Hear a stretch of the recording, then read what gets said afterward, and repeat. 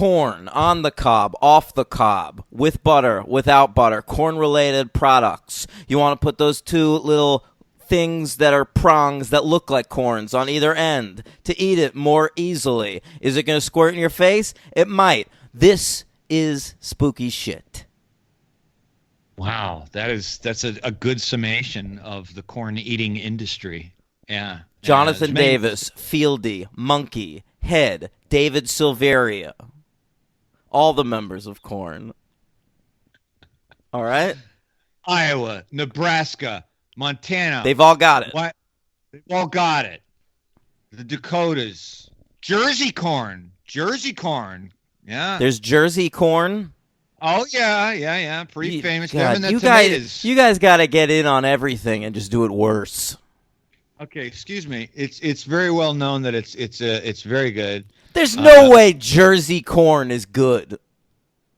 I'm sorry. Do you have a degree in agriculture from the University of I don't know what the fuck I'm talking about?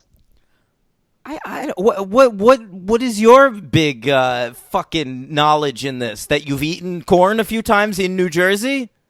Yeah. You don't know if it was from local farms. It's true. It's true. Welcome to the franchise, episode 202. I'm your host, the D Grain, Daniel Ehrenberg. Here's the H-Stock, Henry Papali. Hey, everybody. It's great to be back. We're on 3 and 4 today. Only 7 more to go, including today. It's a great time, these corn movies. COTC. We have someone with us today. What is... Henry... Mm. Anytime we watch stuff, Nightmare on Elm Street, all right? What's the spooky thing? It's dreams, right? Dreams are weird. Yeah.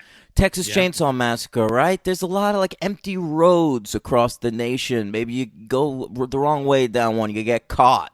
All right? Yeah, that's the same thing with Deliverance or Wrong Turn or something. All right? These Children of the Corn movies, what? It's corn products. Yeah.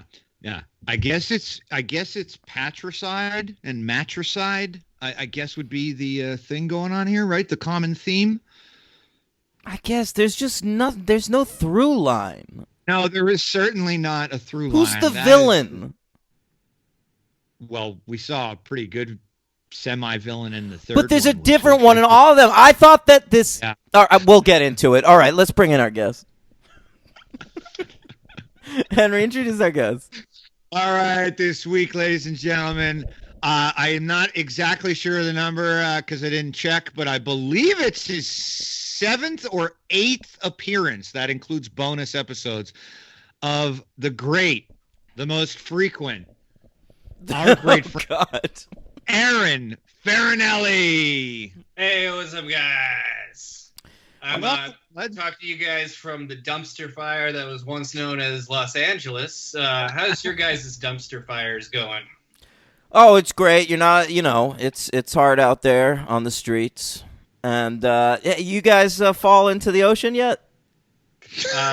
That's coming next. Yeah, once we get all this, virus is out of the way, then all the ecological disasters will hit us next. Anything on fire over there currently?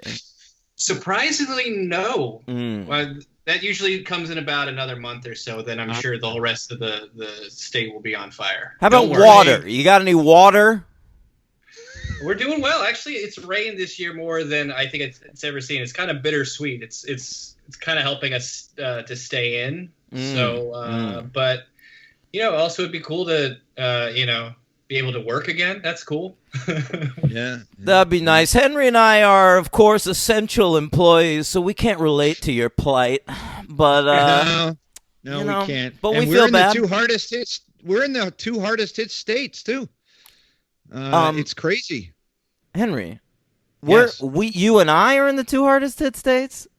Uh-huh. New Jersey is one of the top 2 hardest hit states. Boy, this guy really doesn't pay attention to the news. We have the second. I don't pay attention to your shitty news. We have the second highest amount of cases in the country by about 50,000 over the next state. What about California? Not even close. Yeah, we're all spread out here. Yeah, New Jersey's the most densely populated state in the country. So we have about 88,000 cases here. And, plus, our good vibes protect us, bro. That's true. And New Jerseyers aren't smart enough to stay inside, generally. Unbelievable, this guy. That's true, Henry. I mean, I'd agree with you on certain regions. Henry, New Jersey... Is New Jersey the second dumbest state after Florida? I mean, I don't really know how to respond to that question. I would assume that there are some southern states that the lower half of my state could join, sure. I guess. I don't even really think about them as America. Right. There's a dividing line, as I'd explained to you when you visited me. There's a Mason-Dixon line in New Jersey, and it's around exit 120. And everything north is like civilization. Everything south is very, very different. Yeah. The Mason-Dixon line. Yes. You gotta come up with another name for it, man. It's gotta be like the Gotti-Springsteen line. You could. That's pretty good. The Snooky Springsteen line. Pretty good. Yeah. But anyway, it's pretty hard hit here. My county alone has more cases of this virus than 27 other states. My county alone. Yeah. So that's what's going on here. Great stuff out there, gang. Let's talk about something much scarier. Corn. Yeah. Aaron, are you frightened of corn? Well, I wasn't before I saw these two movies, and quite frankly, afterwards, I'm still not afraid of corn. So they have not done their job. But I mean, I'm what sure is scary about it? It's ridiculous. Corn is not scary. I submit that it's cute. It comes in a little wrapper, and you open it up, and it's little kernels. Yeah. And you have great memories eating corn on the cob or popcorn. I mean, it has a lot of fun applications. Baby corn. How about baby corn? Right. These movies wouldn't be so spooky if there was baby corn everywhere. Or like the baby corn.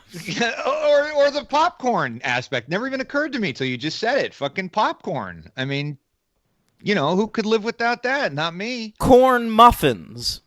I could live without those, but who? But I'm just saying, Aaron, they're not scary. I know you're right. Cream corn can get a little spooky. You gotta admit that. Yeah, that's true. Because it's either. I mean, cream corn ultimately is going to resemble either vomit or cum. Aaron, old buddy, what's your relationship to these films? Great question, Henry. Henry is on point tonight. Oh, yeah. Well, I saw the first one. Actually, my relationship with these movies goes way back in the day. We had some movie, like some VHS tape that had a preview for one of the Children of the Corn. It's probably 3 or 4, or maybe 2. 2 is probably more of the timeline. But either way, I remember seeing the trailer for it and made it look so fucking spooky that went on the list of movies when I was a kid that I'm like, I'm going to avoid. It's like the same with, like we were saying with the video box art, how some ghoulies looked fucking terrifying, and then you actually see it and you're like, it's nothing. I said that last week. That this was one of the movies as a kid that I would see at the video store and avoided at all costs. You know why? Yeah. It has that like scythe thing on the cover. Yeah. That shit looks spooky. Yeah, and then when I finally saw it, I think with like some friends, and I was in high school, and I was like, oh, this movie is not only not as scary as I thought it was, but it's very boring. I do understand why it's a classic though, because it's really the first of like, or the first of the mainstream, I think. Oh no, I guess maybe not the first of the mainstream, but it was one of the earlier ones of the mainstream that had involved killer kids. Now that's scary. I thought of like the kids murdering all the parents. What about The Bad Seed? That was the 50s. Yes, but it kind of comes in ebbs and flows. And then, of course, Children of the Dam, like you guys mentioned, that came out a while after. Oh, right. But there was the original Village of the Damned, right? Yeah. See, it waxes and wanes. I feel like there was like a spooky kid thing going on in like the 50s or maybe early 60s, and it went away for a while. Maybe Children of the Corn brought it back. Yeah. And then you had The Good Son. That was a killer kid movie. It's a great Remember movie. that one? Macaulay Culkin says "fuck" in that movie. It's incredible. That was pretty awesome. It's such a good moment. You'll clap. Yeah. So you've seen all 10, correct, Aaron? I can't say I've seen all 10. I've seen most of them, but like after 4, it gets blurry which ones I've seen. I don't think I've seen the most recent 1 or 2, but I know I've seen most of them. Like I remember the one where the creepy kid from the first movie comes back. Oh yeah, At we're some covering point. that next week. Yeah, and then like I said, it just all kind of blurs together because they don't really do much with the premise.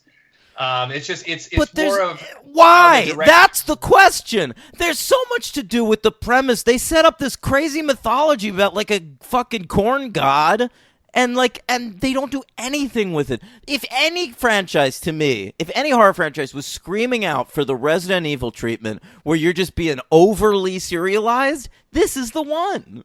Mhm. Yeah, that's true. We're That's just true. doing different bullshit. And look, we're gonna start talking about these straight to video ones this week when Dimension Studios had the rights. So I remember the trailers to all these fucking movies, and they did look spooky because I watched a lot of Miramax in the '90s. Mhm. You know, I'm sure there was a fucking Children of the Corn 6 trailer in front of like my Scream VHS tape or something. But we're getting into them now, and I feel like they were just cranking them out with no forethought whatsoever. No, and especially this one. This is when you could just definitely see a distinct tone shift where you could tell the producers had to do something with this property, and they're like, I don't know, corn. Let's focus more on the corn. I feel like And the it's third like- one has ideas, though. Like, I felt like it was setting up the franchise. Like, this third one exists, in my mind, like, as a way of elongating the franchise.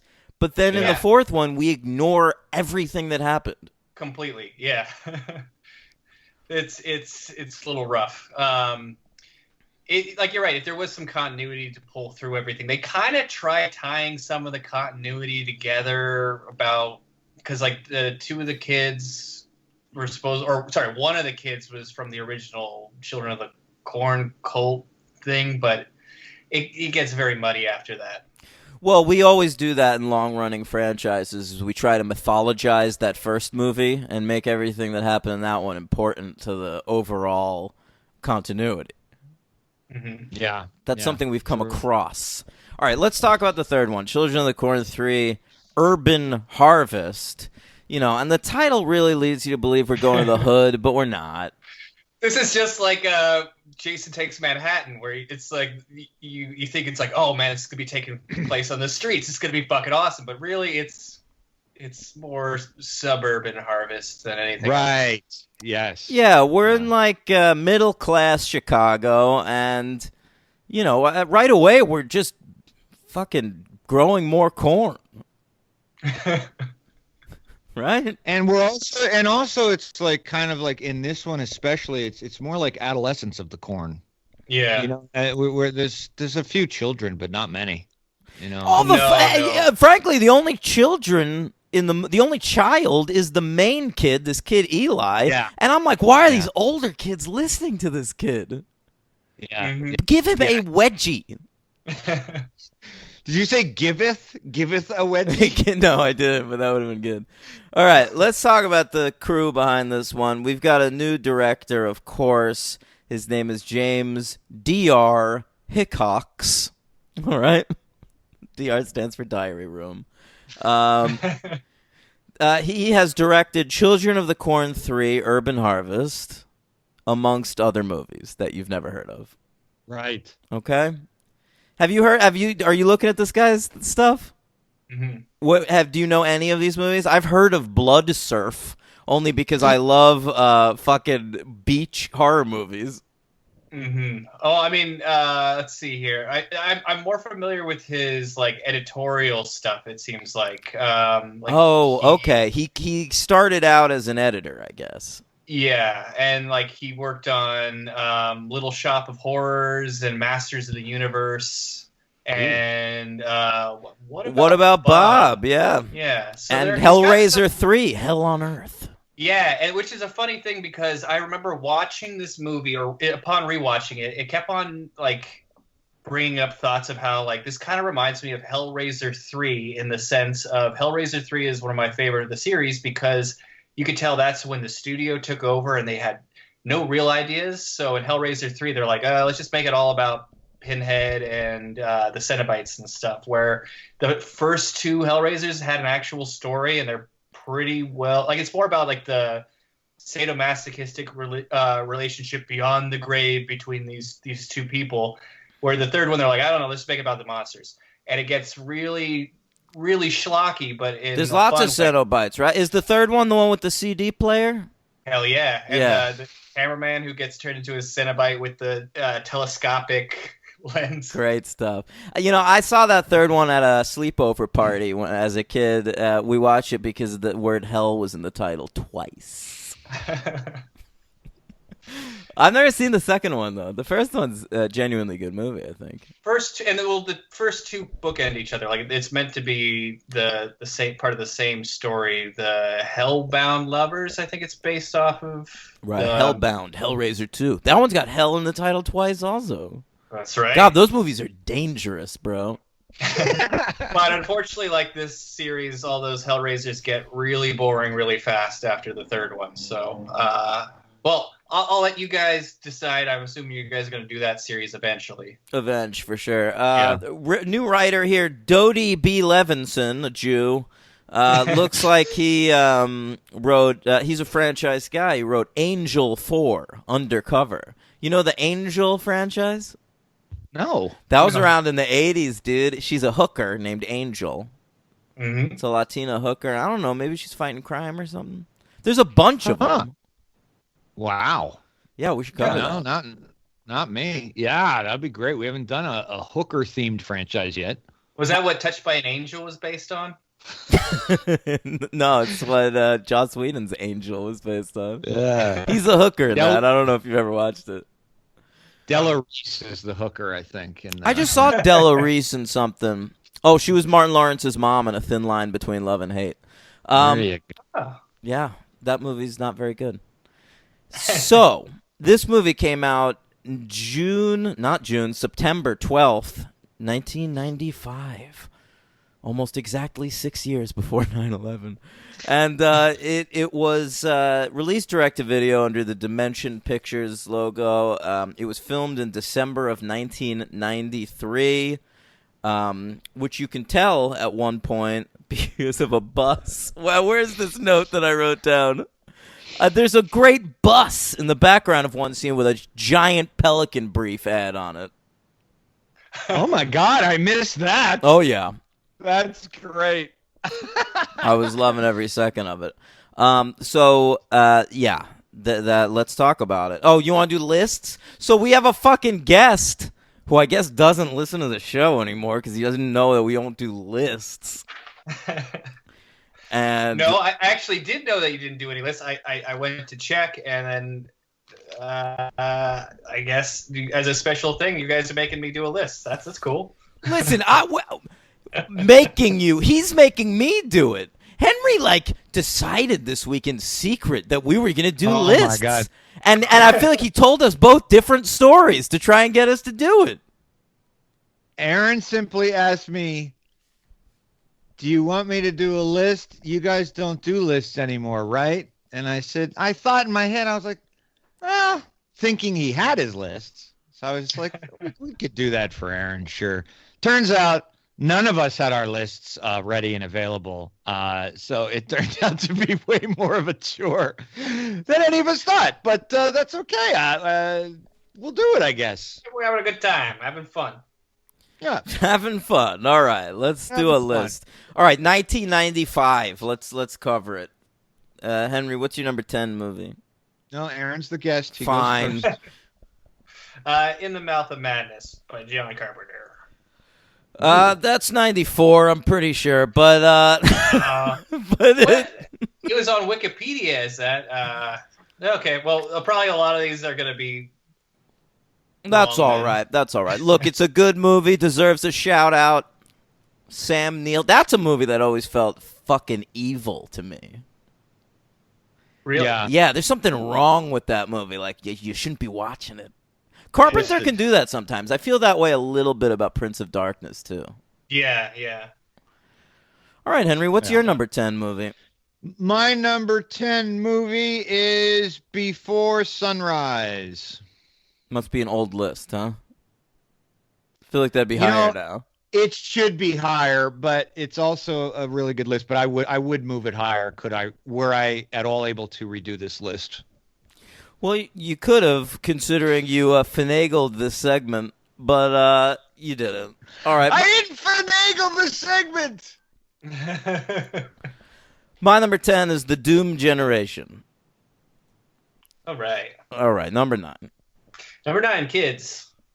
Great movie. Henry? Number 9, Living in Oblivion. Yeah, my number 9 is Shallow Grave. Number 8. Die Hard with a Vengeance.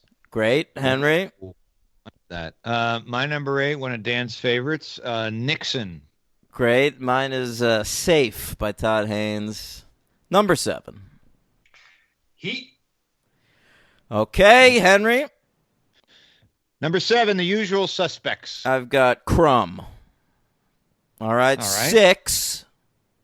6, I got Mallrats. Mallrats. Wow. Okay. High placement for Mallrats. Mallrats just slightly better than Heat, huh? Yeah, this list was made very quickly. Henry?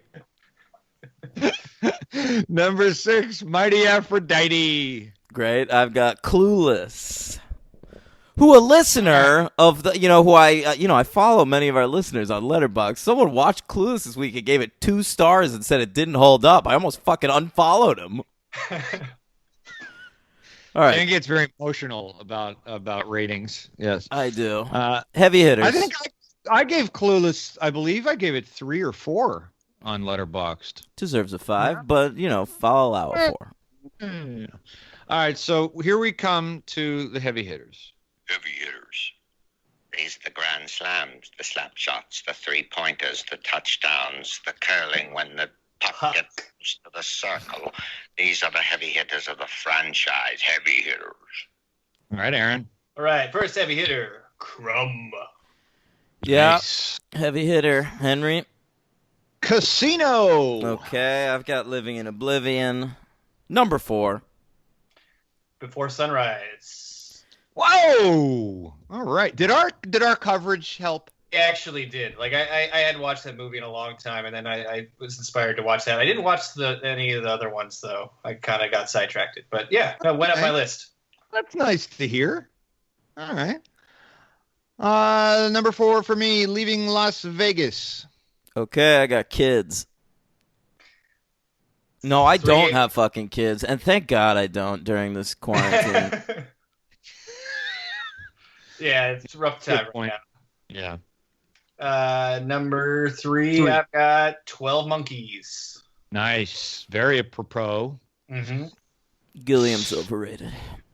Of course he is. Number 3, Braveheart. All right. Number 3 for me, Before Sunrise. Nice. Number 2. I've got Casino. Nice. Love it. Number 2 is 7. I've got Heat. All right. And what's the number 1 movie of 1995, Aaron? It'd be 7. And mine is Heat. And mine is 7. Okay. Great stuff, gang. Let's talk about Children of the Corn 3, Urban Harvest. All right, so what do we have here? We've got 2 little boys who want to be big boys. There's Eli, who is, I don't know, he's sort of the Mong baby of this one, I guess. He's fucking awful, man. I'm saying it right off the bat. This actor. I 100% disagree. This is the MVP of the movie, and this is the reason Children of the Corn 3 works better than the first 2, is it has a genuinely good villain. This Eli kid, you want to fucking shake this kid the entire movie. He's great. All right, I disagree. It's the same problem I have with following up. What do I have in my notes there? Following up Isaac with that fucking Micah. I don't think this kid's much better than Micah. I think this kid's better than Isaac. You're Whoa. fucking nuts. That's Whoa. crazy. That's All right. I think okay. Well, So- he does achieve that. He does get under my skin, so he's achieved that. So I agree with that. And then, of course, we have his 35-year-old brother, Joshua. Joshua, speaking of Angel, he was in the season 3 premiere of the TV show Angel. Oh. That's right. Really, this Joshua fella? Yeah, he was an old romantic rival of Angel's back in like the 1800s or something. And, he reemerged. That's Ron Melendez. I guess. I don't know. Yeah, Melendez. Joshua Porter. Sure doesn't look like a Melendez to me.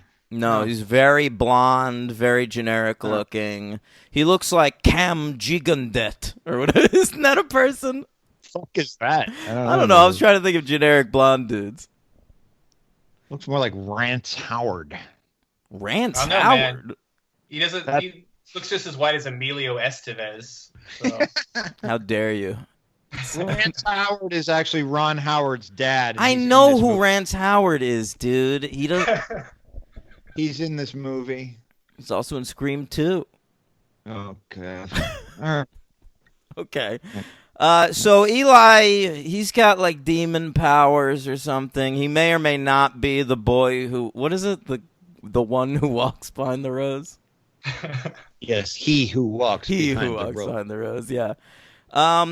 He's dressed like a pilgrim, and he rips off his dad's arms, and it turns him into a scarecrow, and that's how we start the movie. Oh, and he's got some sort of a demon book, and he buries it in the cornfield. Mm-hmm. That's the prologue. Yeah, this guy Eli seems to have, like, right off the bat, almost more supernatural power immediately than any previous incarnation of the Corn Children. He just looks at something or waves his hand, and he can bury a book.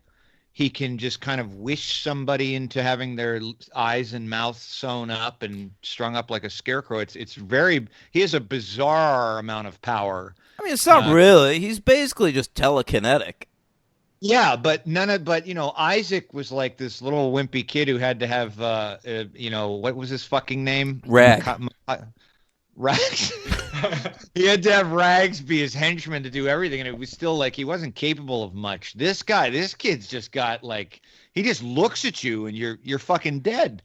So clearly something has been ramped up in the harvesting mythology. Well, that's why I thought he was he who walks behind the rose, because he seems to have supernatural gifts.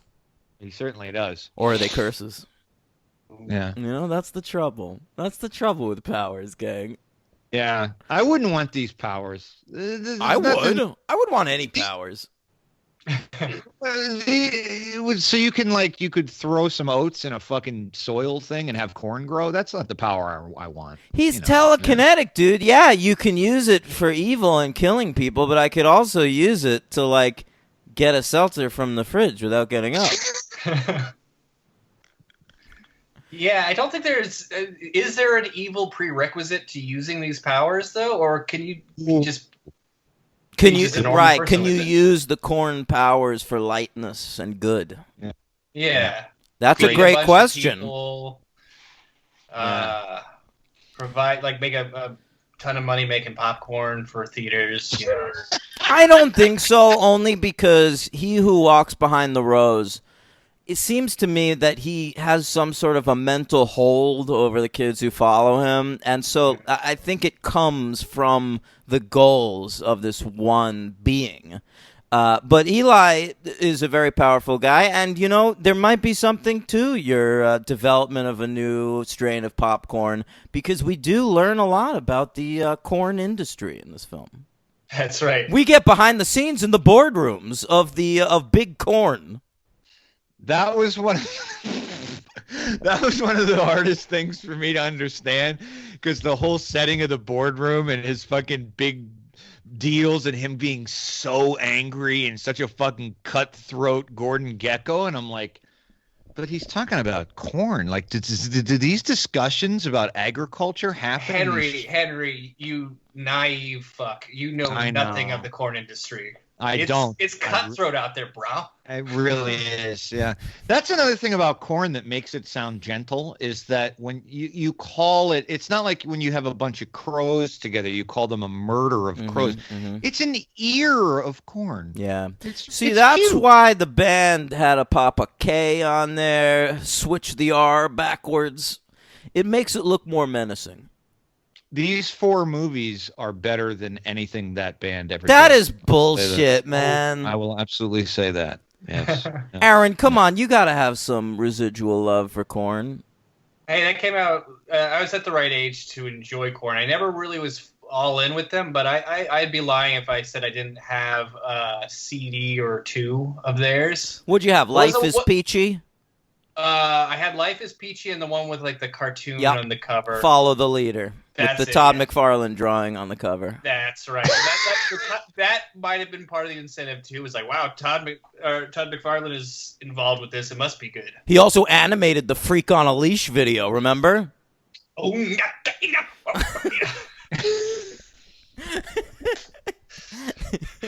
it's pretty good, man. I did that last week, and Henry didn't know what I was doing. I think it should come up every week. I know. I had to bring it back until Henry gets it. That's right. It's great. You should make every guest that comes on do a corn scat. I think that's a great idea. Corn scat. I like it. Corn scat. All right. All right. So since their fathers are dead or whatever, they get adopted by, I guess. What we're doing now is all these Gatlin kids that murdered their parents, we're just like putting them up for adoption? Yeah. Why not? Well, we tried to send them to the next town over. That didn't work out so hot. So right, now they had moldy corn. Yeah, so they're going to go across the state line to Illinois and see if they have any better luck there. And so they're adopted by a white couple. And they show them around. You know, it's actually identical to Child's Play 2. Mm-hmm. Oh. I can see that. Remember, Andy gets adopted by that family, and they've got that sort of like badass girl living there. Oh, yes. MVP. Yes. I remember. That's what this movie needed. They needed the badass girl. Well, I guess they make friends who are the surrogate one, but they needed more foster children to like... No, you're right. You know that black guy that the older kid neighbor. Yes, you're right. They are neighbors because he like sees them smoking outside or something at one point. Playing basketball. Playing basketball. Maybe I'm being a little racist. I'm assuming drugs are in this community, but maybe not. We never see them. The girl in it is very good. I thought she was oh yeah, Henry. I bet. I don't even remember this girl. She's not bad. And who are you talking about? Maria? No, Maria's not. Maria's not. No, it's I know who it is. It's a fucking. All right, so in this scene, Henry thought someone was hot. That is so. That's pretty much what it was. Yeah. Mary. Maria. Maria. I actually loved Maria. Thanks, yeah. But not because of her looks, because she was sort of badass, not taking any shit. I agree. I mean, she gives Joshua, she gives him the courage to play basketball. Inexplicably, I love that Joshua gets on the court with those guys in the pickup game and he looks like Clyde Drexler. I mean, has he ever seen a basketball? I don't know. I feel like they probably played basketball. I feel like, haven't you seen like a barn with like a basket attached to it, and kids are shooting, and maybe they've got like a big long pole to get the ball out of the basket? They needed that setup shot right at the beginning, right before they murder the dad, where Josh was just in the back throwing like a turnip into like a basket on top of the house. You're absolutely right. They needed to set it up a little bit, or just show him watching a game. Yeah. Yeah. Well, I mean, Nebraska, who'd they be rooting for? I guess college basketball. The Bulls? It's the 90s. They're moving to fucking Chicago. Man, yeah. Maybe if definitely. this movie had a budget, they would have shown him like go to a Bulls game with his friends, and like Eli would have gotten pissed off. Yeah. Eli could have gone to the game with them, just like fucking like sewn Scottie Pippen's mouth shut or something. That would be great. Yeah. You guys watching this Bulls documentary on ESPN right now? No. No. 10 parts. They filmed the entire final season Jordan played with the Bulls, and they like never did anything with the footage. It's unbelievable. Huh. Wow. Yeah. So the first interested 2 in parts that. were last night. Yeah. Is it on demand, ESPN there? On demand? Yeah, probably. All right. All right. So, what is it? They're being shown around the house. He drops a thing. Weird scene. Yeah. It's one of those, Don't like, touch that. Yeah. one of those typical, like, kids trying to not. They're not trying to cause any trouble, but Joshua, the 35-year-old kid, is just too clumsy and breaks a glass. I angel don't right think away. he breaks it. I think Eli knocks it out of his hands with his corn powers. Yeah, because Joshua sets it down after the dad reprimands him, and it's safe. It's set on the thing, and then Eli uses his corn pone powers to knock it on the ground. Yeah. I truly think Josh is a perfect morsel of humanity, and everything that's bad in this movie can be attributed to Eli. Mm-hmm. Okay. All right. But I love how the parents are showing them around the house, and they're just all like, okay, here's this, and here's our yard with the garden that you asked for. We do have a garden back here. Unfortunately, they're just growing flowers. And then they're like, oh, yeah, and then there's a big abandoned warehouse directly below our backyard. Don't go in there. But just know that it's this ominous abandoned warehouse is back there. It is looming Yeah. over It's every great. shot. It's great. That actually really when he shows them that warehouse, but I don't want you two going into play there. And I immediately thought instantly of being a kid. And if I mean, looking at that building, it is literally an invitation to be a fucking playground of danger. And I would have been the first one in that thing. It would have been awesome. It also looks like some Dark Water shit. Like they were gonna like poison the entire town with this warehouse. It does. It's not a great. Well, their house is in such a strange locale. I can't tell where they live because it's like supposed to be the city of Chicago, like proper, but it looks like it's in like Sheboygan, Wisconsin. It's probably they show the L train, so that's how you know it's Chicago. Yeah, but it's like this. It almost, to bring up Child's Play again, it almost looks like the house in the first Child's Play where Chucky goes back to find the voodoo guy, and it's like a house in Chicago, but there's nothing around it. It's like in this ghetto and everything, but it's just very, very strange. Well, place. there are some rough areas in Chicago. There's a lot of gun deaths. Our Lord and President Trump wanted to declare it a war zone for a while there, when we still had the luxury of worrying about things like that. And I don't know. I watched The Chi on Showtime. It's rough. Looks like Baltimore. Yeah. The Chicago Chi-town can be harsh. There's some bad areas, but I'm just trying to think of how many residential neighborhoods just happen to have a big ass fucking warehouse in the backyard. Like it. Well, I know it doesn't fit. I'm thinking a risky business. I'm thinking of where Tom Cruise's house is, and that's actually in suburban. That's the whitest suburbs in the world, though. Exactly. So that's why this is kind of weird, because like this big rich cutthroat businessman lives in a I don't know if he is rich. I don't think this family I think they're like upper middle class. I think he's trying to get in on this corn deal, and that's going to take them into richness. I see. Yeah. All right. All right, so things start to get a little weird, right? They have dinner the first night, and Eli says grace to he who walks behind the roads. Very, very disturbing grace.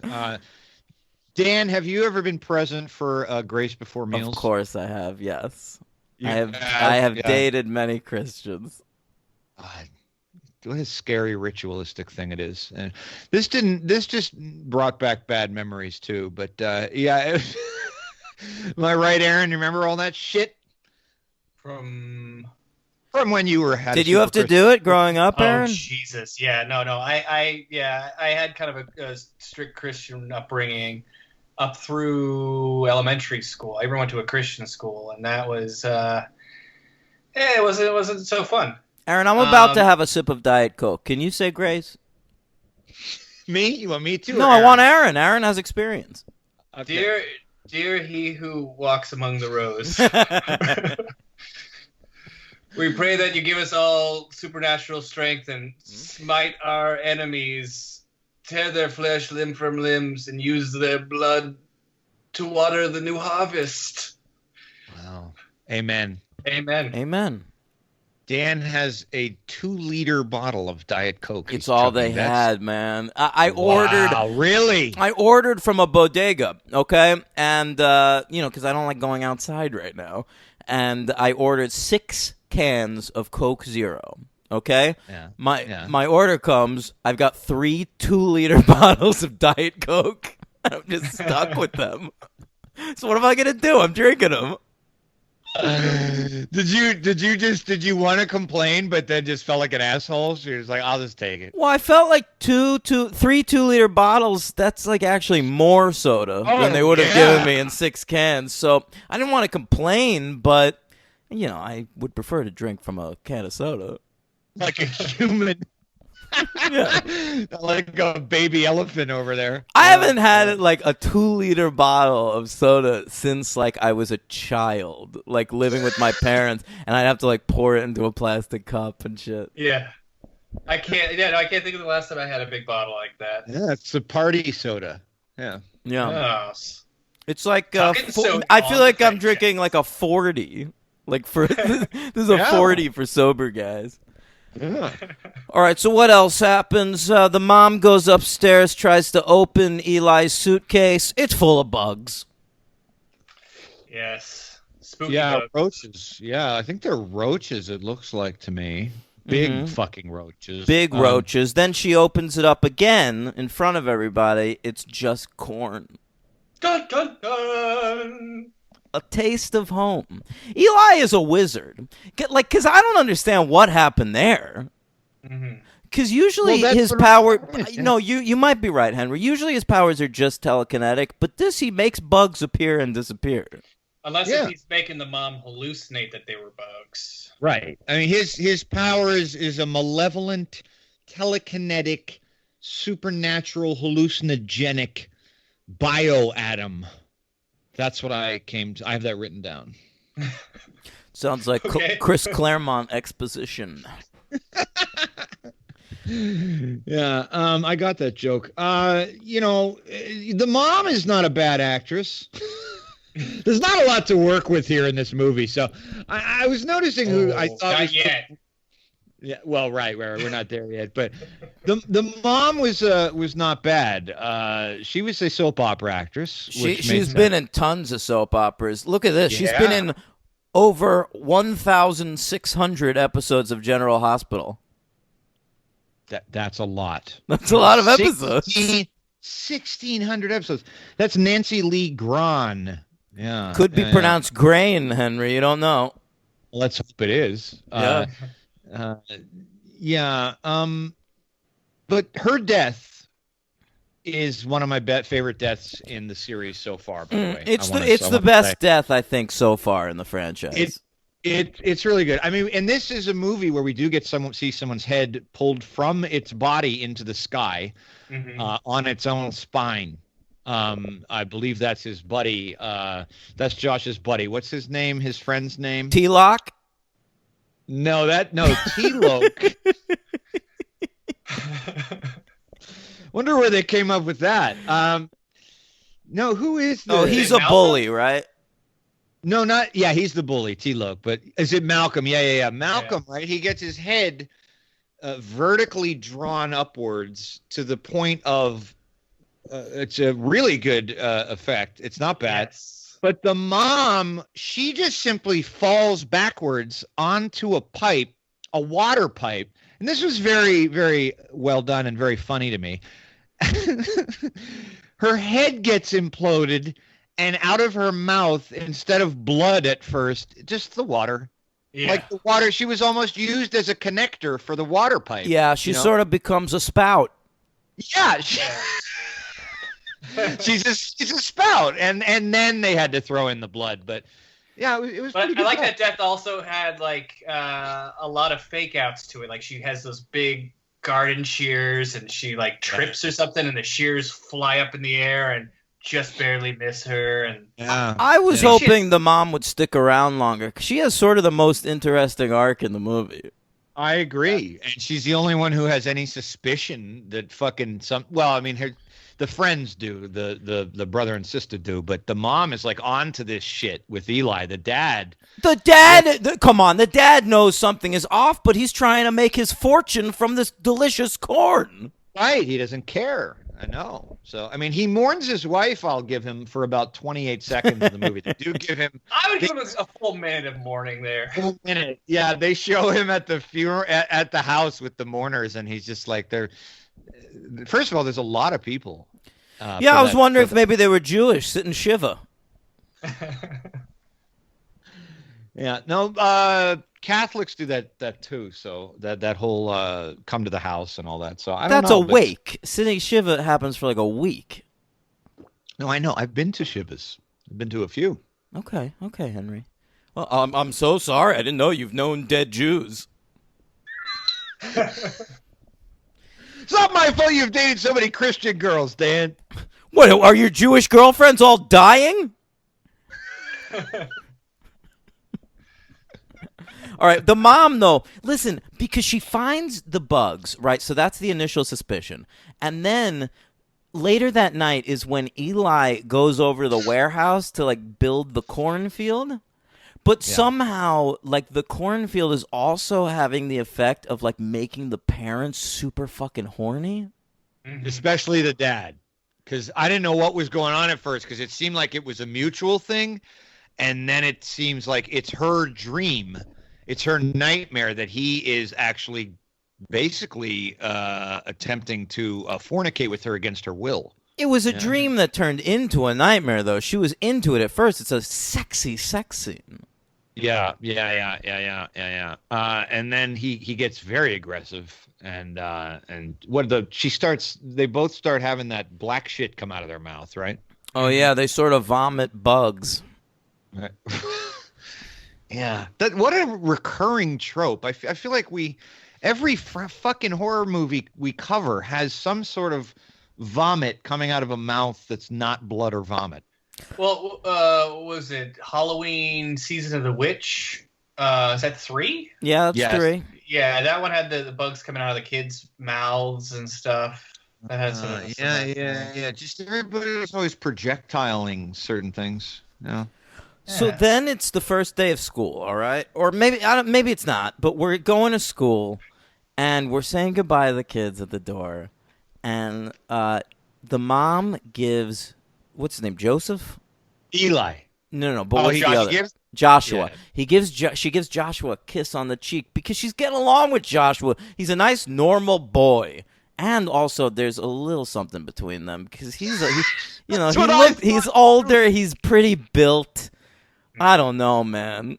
I thought that too. I was like, if this kid is like, I feel like they ordered this like Mandingo to walk around the house and fuck the mom. But anyway. Office all the time. Yeah, no, definitely seems like if a 17-year-old virgin went to that house and that was his stepmom, there'd be something going on there. Yeah, 100%. Are you kidding So me? Eli says, "What about a kiss for me?" Yeah, don't I get a kiss, Mom? And so she fucking leans in, and he just sticks his goddamn gross little tongue in her ear. It's dynamite. Yeah. All right, so, and then later that day, she's fucking dead while they're at school. Mm-hmm. Speaking about school, this is the toughest Catholic school I've ever seen in my fucking life, man. I don't think... It was though. Catholic public school, by the way.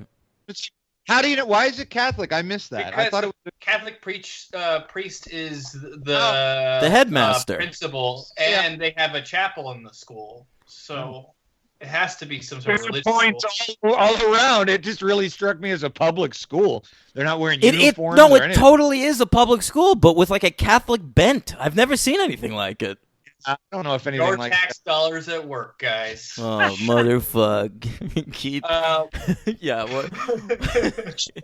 church and state. That's right, baby. Keep religion out of the schools. I used to take my hand off my heart when I would do I'm such a fucking nerd. In high school, when we would have to do the Pledge of Allegiance in the morning.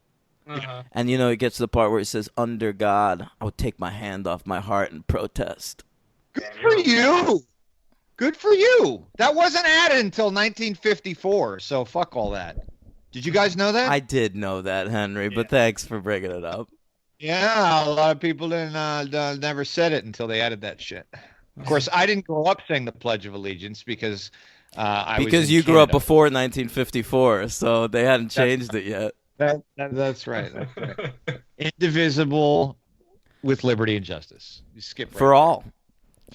Right. Yeah, I didn't want to say the for most. For some. For some. Can we talk about the basketball scene? Well, I got to talk about first the bully, because this guy has an arc of his own. T-Lock? Yeah, we got T-Lock. The Eli wants to go to the same class as Joshua because that's the way they've always done it. Oh my God, this fucking temper tantrum. You can't be in the same fucking class. You're not the same age. You guys are about like 10 years apart. And the Eli's just like, tough shit. I'm gonna be sitting in this class. So he goes to take a seat next to the toughest kid at the school. We got T-Lock sitting here. And he tells the kid, I have it written down here. The school, I wrote him down as the school tuft. And I will read this in a white voice. Please do. Okay. I wouldn't sit there if I were you. You might start sucking my dick. And then he pulls out a butterfly knife and twirls it around. He does, yeah. I would argue you said that almost kind of like in a Will Rogers kind of way, almost like a howdy doody, ma'am. Yes, yeah, just flippity hot to you. Yeah, very nice. It's a hilarious joke. The whole class loves it. They do. They go ape shit, man. They're into it. And I would too, honestly. Even though it's like a homophobic joke, fuck this kid. I want this kid to be humiliated. Yeah, no, it actually kind of shocking. I wasn't ready for him to say that actual line. Yeah, it was weird. Well, it is super weird, but I mean, this was an era of gay panic, and like the grossest, weirdest thing you could possibly be is gay in the mid-90s. Yeah. Well, no, I didn't even mean that was. I didn't even mean that. I mean, it's still a vulgar term, but I meant like I didn't expect in this movie him to say that to a kid. Yeah, like, and he's only supposed to be 10. like... But he's not 10. He's in the same school as Joshua, so he's got to be like 12. I don't know. What is the school run? Is it K through 12? It can't be. There's no way this is K through 12. We don't see anyone else young. I mean, he also maybe could have like advanced a couple grades. Schools are easier in Nebraska, maybe. Right. He's also his growth could have been stunted by the moldy corn if he lived in Hemingford. Great point. Who knows? Maybe he's 16. Yeah, he's got Isaac complex. Yeah. So the school is it the schoolyard where they have the basketball game? Sure. Yeah. Yeah. So Dan, what about the basketball game? Well, I just loved it. It was nice to have a little break in the movie where we were just gonna like play sports. I've been watching a lot of sports comedies recently, so this was enjoyable. And then I watched Necessary Roughness. I watched Mr. Baseball with Tom Selleck. I watched another one. I watched Bull Durham, by the way, which sucks. Right. Yeah, I saw your Letterboxd review of Bull Durham. Is that a Henry movie? Yeah, it was really deep. Yeah, what? Really... What did I say? Is Bull Durham a Henry movie? Definitely. Yeah. It's a Henry movie. It's an everybody who likes baseball movie. That Susan Sarandon character sucks. That's not what you said in your. I think you called it a baby boomer piece of shit. It is. Oh, I also watched Gen Xer. So. I also watched Blue Chips and Summer Catch. Those are a couple more. Wait, I'm looking for my review. What of Bull Durham? Here, let's see what I wrote. Yeah, you know what? Fuck this male boomer fantasy dream girl bullshit. There you go. The Sarandon character. Yeah. All right, so what happens next? The mom's dead. So we've got a new family. Oh, I wanted to say during the basketball scene, one of the basketball players is Nicholas Brendan, who played Xander on Buffy. Just let me have this. It's his first screen appearance, and he's a background role. It was exciting for me. Everyone else who was excited about Charlize Theron having no lines in this movie, I was excited about Xander from Buffy. Did he have any lines? No. Oh, okay. He shot the ball a couple times. Oh, all right. He had some game. Yeah. You guys catch Charlize? No, I only noticed afterwards when I was looking through the special. Really? She's all over this fucking movie. They show her multiple times. Yeah. Yeah. She gets a death. She gets a death scene? I didn't notice that. I've seen this movie several times, and I didn't realize that was her until I read the facts or.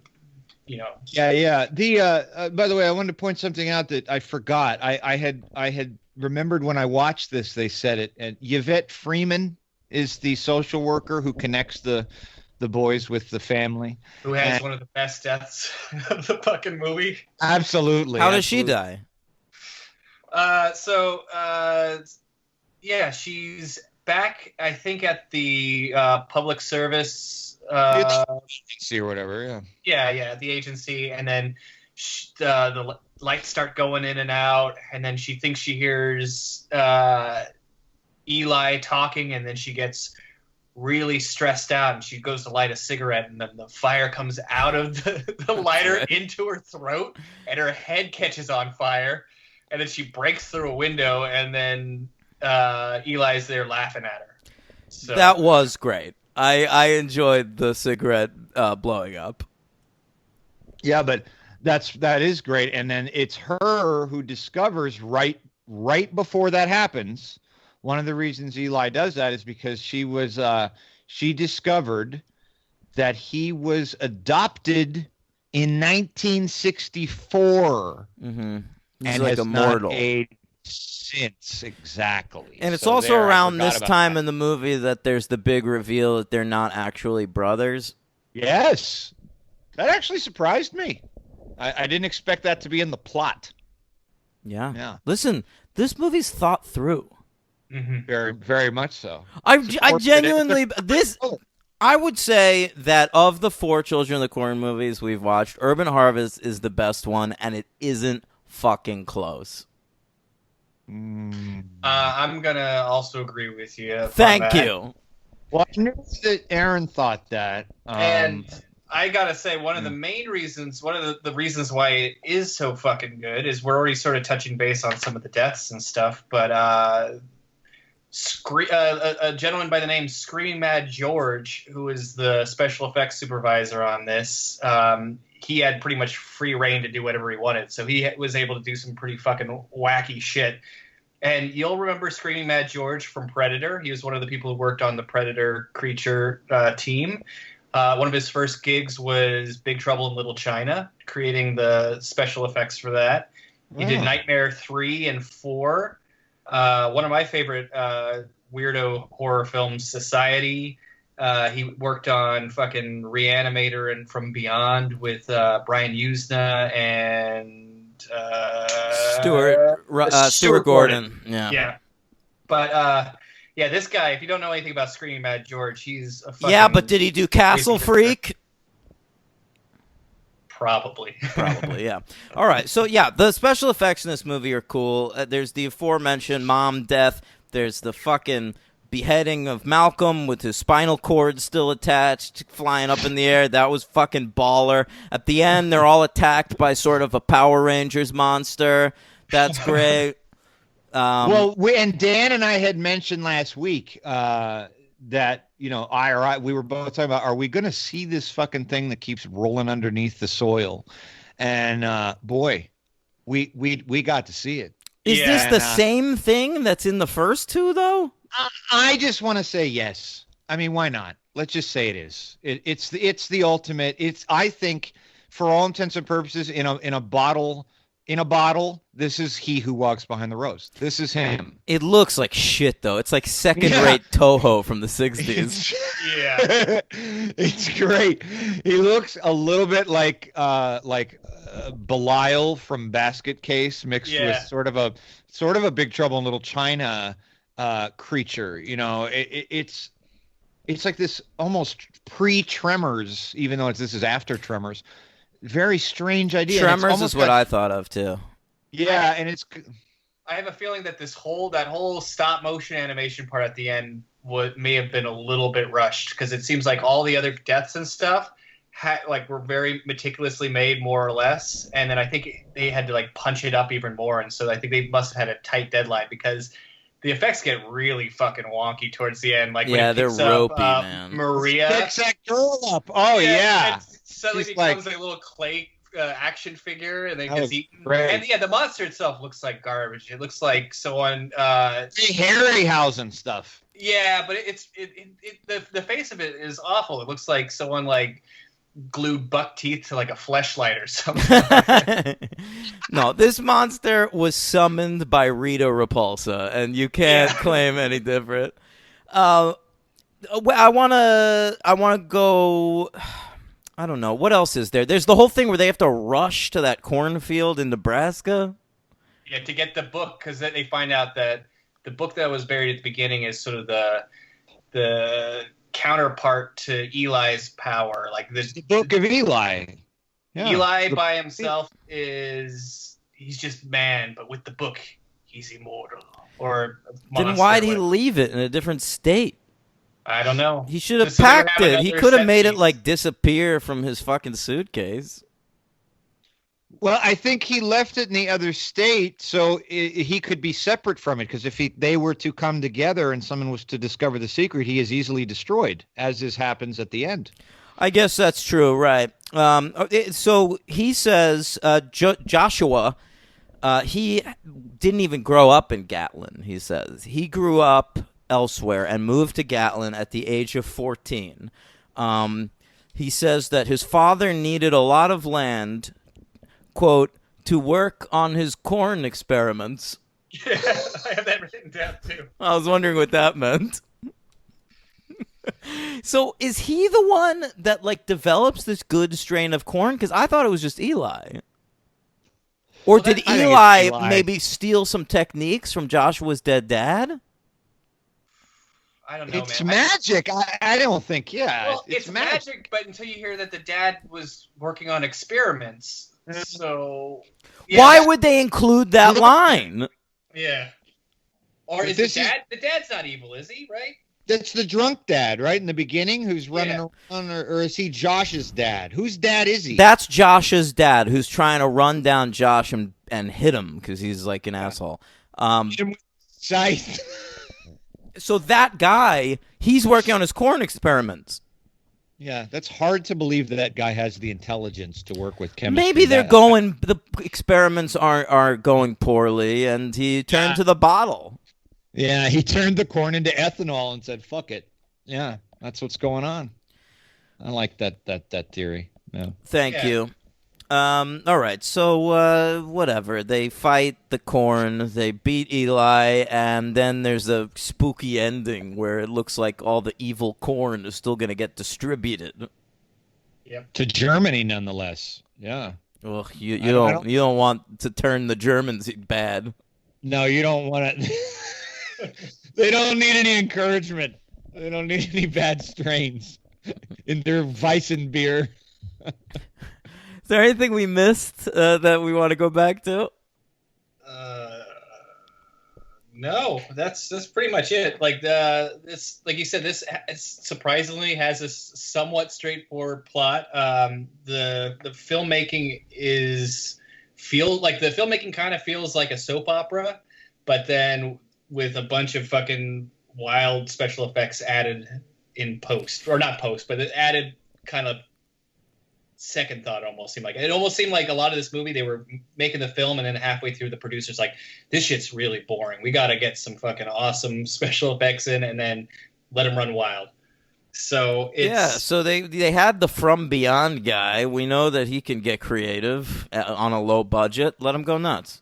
Yeah, so for that alone, it's worth the price of admission. But the drama parts of it, I think, are just are what's the word? It's competent enough to not lose your interest, but it's also pretty silly acting. So, some of the choices. No, but look, it's not like a good movie, but it's easily the most entertaining. Like look, this one keeps my attention, and I'd seen this one before, and I still was able to get into it.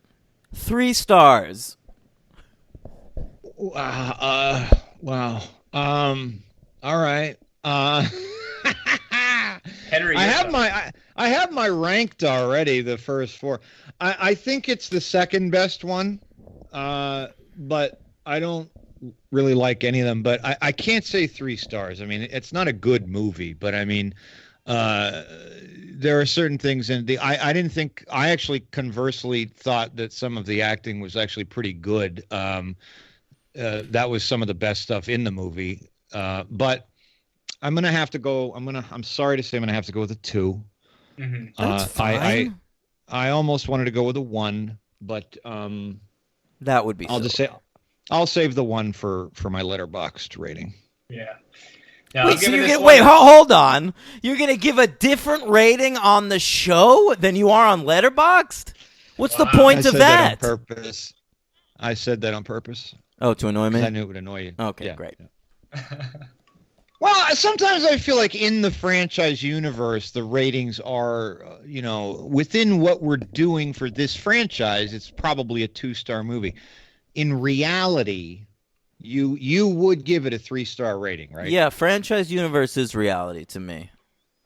It's not to me. Sometimes it feels like I'm in a different reality. No, I only work in one mode, okay? I've got like 7 modes. Yeah. All right, so there's 2 for me. What about you, Aaron? I'm going to give it, I was between a 3 and a 4. I was too, by the way. But wow. I would say it's a 3, a highly recommended 3, like borderline 4, but like upon rewatching it again, it's got a lot of problems. But I would say, like I said, as far as the Children of the Corn franchises to go, I would say don't give up on the franchise until you see this movie, because this movie you're either going to love or you're just going to realize this is just fucking not for you. That's interesting. Yeah, I guess I just overall didn't feel like I was sort of expecting something a little bit different, given I knew that you guys liked it. I thought it would have, but I just didn't feel that way. I thought it would have a special kind of quirky weirdo quality that the first 2 didn't have, but it just felt a little bit.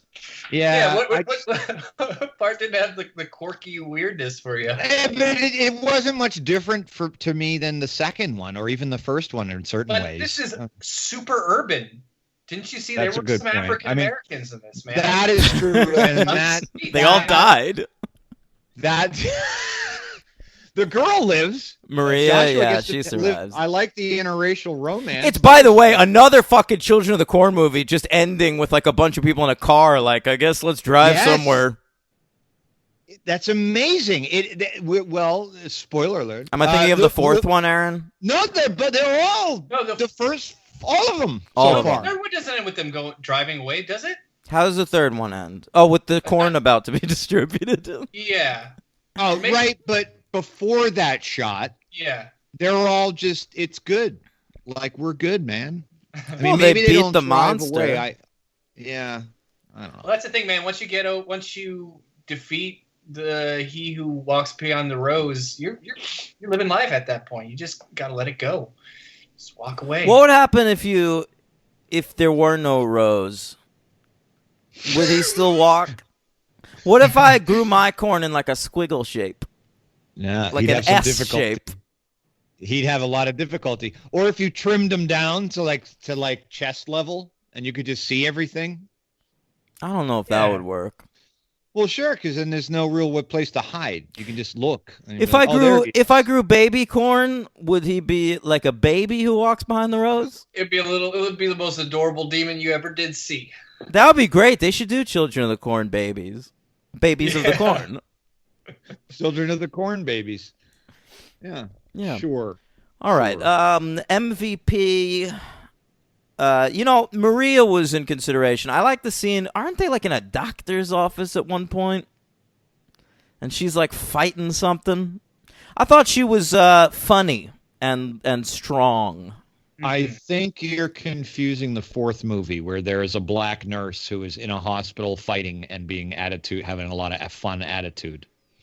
You're 100% right. She's the MVP in the fourth one. All right, so fuck the friend in this one. She's boring. I'm gonna go with Eli, of course. As the MVP or LVP? MVP. Oh, good. Okay. My MVP is the friend Maria. I liked her. She was spunky.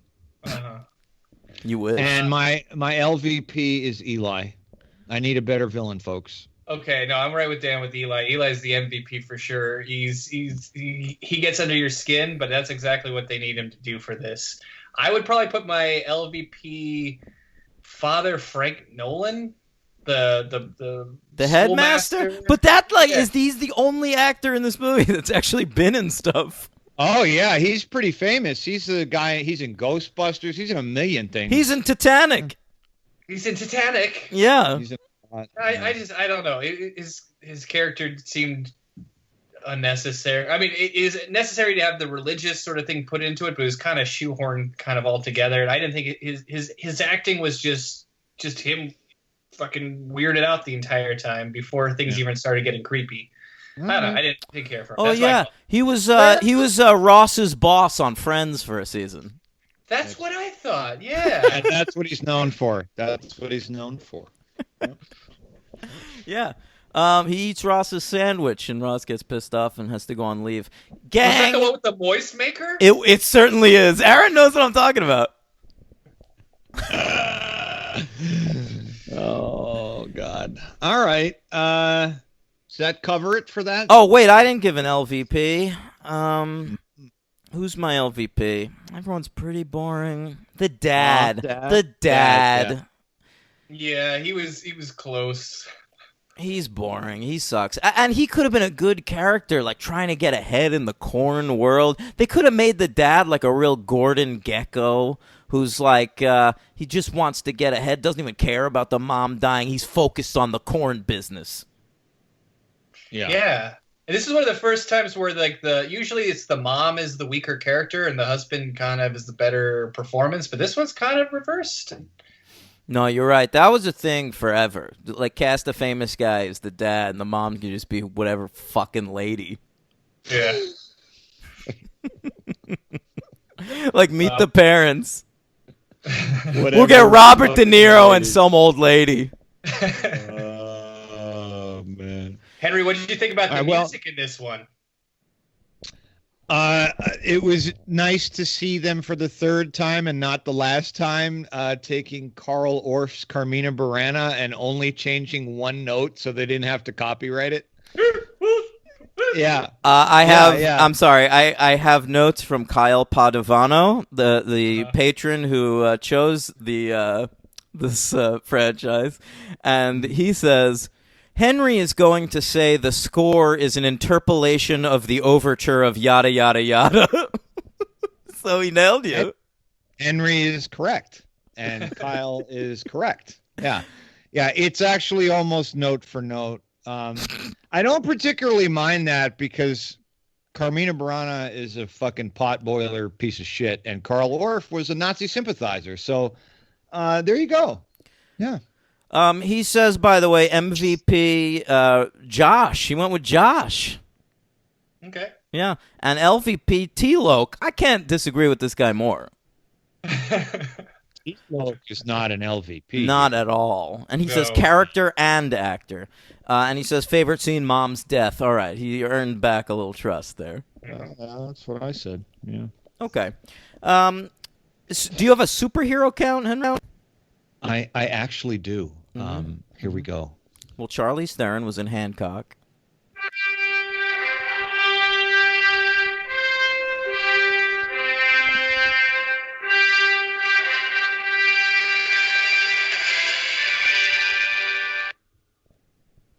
All right.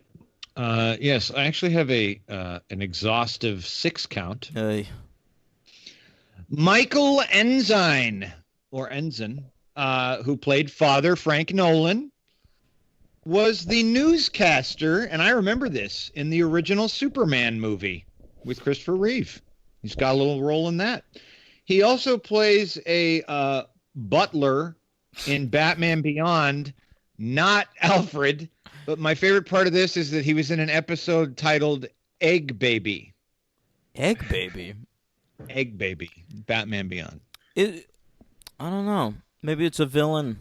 Eggman. Egg Baby. Right, All right. baby. My girl, Mary Morrow, who played the friend who I gave my MVP to, she played Medusa in The Tick. Okay. Turn people to stone. I do that for Dan, The Tick. Rance Howard, father of Ron and Clint. Yeah. He played the telegrapher in Jonah Hex. All right. Yeah, it's a good list. Nancy Lee Grain, Great. the mom. She played Patty Nelton in the old show The Incredible Hulk from 1982. Yvette Freeman, who played Samantha the social worker, also was in The Tick, playing Thelma. And last but not least, Charlize Theron was not the only one to make a cameo in this movie. Did Nicholas Brendan from Buffy. Right. Well, you noticed that. I noticed Bosnian American actress from Mind of the Married Man, that horrible show that aired for like a year. Remember that one, Dan? Yeah, you big Mind of the Married Man fan? No, I thought it was awful. Don't you remember there's a scene like early on in Curb where Larry David's like, "What are you up to, bro?" And he's like, working on Mind of the Married Man. I don't remember It's the guy from that show. Yeah, it's what's his name? Binder? Mike Binder, right. He went on to write and direct that movie where Adam Sandler's wife dies in 9/11. Oh, sweet. Reign over me. Well, anyway, I remember this actress from The Mind of the Married Man and a couple other things. She's in Casino Royale as well. That's Ivana Milicevic, and she was one of Eli's followers. And it's crazy how Eli pulled so many hot ladies. Very quickly, too. Yeah. Mm-hmm. Yeah. She played Maria Kyle in Gotham. I can only imagine that Maria Kyle is some relation to Catwoman. Probably Catwoman's mom. We love, it's DC. Yeah. And that concludes your superhero count for Children of the Corn 3 Urban Harvest. Nice. This is actually a good place. Can we pause it? I have to urinate. I do too, actually. All right, so Children of the Corn 4 The Gather. We all pee. Aaron, did you pee? No, I Iron Bladder Farinelli over here. Hey, I went before we got started, okay? I did too, but I've been drinking this 2-liter bottle of Diet Coke. It was a double urination. That's out of the way. And off we go to... where do we go here? I got to remember this movie now. What town are we in now? So boring. We're in Boringville, USA. Nebraska. We're back in Nebraska. It's Children of the Corn 4, The Gathering. 4, Roman numeral. We're sticking with Roman numerals in this series, which I appreciate. I don't feel like we've really touched on them too much since Rocky. Mm-hmm. Is that true? You're right. I can't remember the last time I saw an IV. Well, Friday the 13th, but that was pre-Rocky coverage, I guess, right? I don't remember. Yeah, but the whole thing goes to shit when it hits Children of the Corn 666. That's right. Yeah, then we're just like Fast and Furious like this shit. All right, so The Gathering. We have a new director, of course. His name is Greg Spence. And, he's mostly worked as a producer. His only other directing credit is The Prophecy 2. But this motherfucker went off to become a producer over at HBO, and he has credits on John Adams, Generation Kill, Temple Grandin, Game of Thrones, and that's right, the upcoming Joss Whedon HBO series, Nevers. It's just because you're fucking here, Aaron. So this motherfucker's won a shit ton of Emmys and has directed Children of the Corn 4, The Gathering. Wow. It is co-written by Spence and this fella Steven Berger, and he's also done nothing. Yeah. He was a segment producer on Blind Date. But we have our Date? second. Wait, no reaction? Roger Lodge? Come on. I don't remember it. All right, Henry. But we have our second major Hollywood actress making not her debut, but a semi-debut. Her first lead role. Okay. Yeah, the great Naomi Watts. Yeah, we also have Karen Black in this movie. Yeah, she's been on our show before. Not literally, but in discussion. Yeah. Why was she on our show? What did we cover with her? Easy Pieces 1 through 5. God, they stretched that story out. No, fucking get it over with, Ray. You could do better. So, this movie it came out October 8th, 1996, of course, on video. And I do have a 1996 list if you guys want to do that. Oh, yeah. Yeah, let's breeze through this bad boy. Whose idea was it to do these lists? Henry.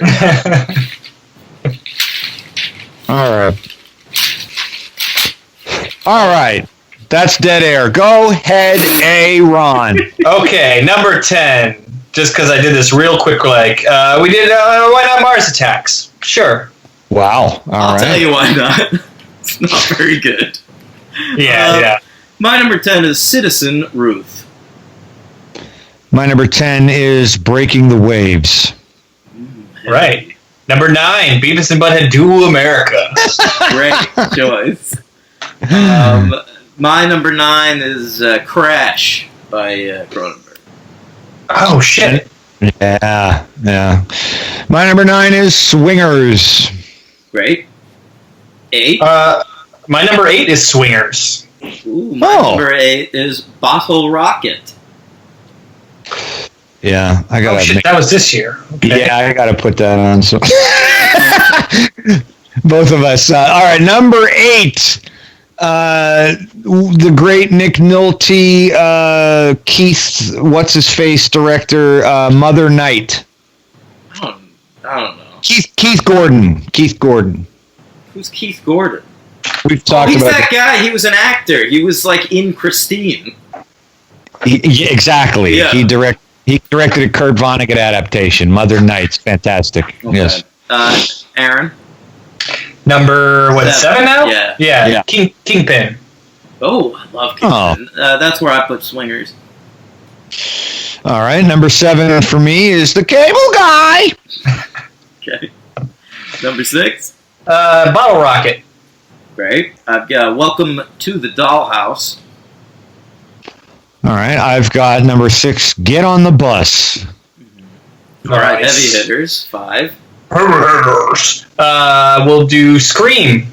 Sure. That is a heavy hitter. I've got Trees Lounge. That is, wow, all right. Honorable mention. Yeah, boy, it's a great year this year. Number 5 for me is Kenneth Branagh's Hamlet. Mm-hmm. Number 4. Yes. The Rock. All right, my number 4 is Breaking the Waves. My number 4 is Fargo.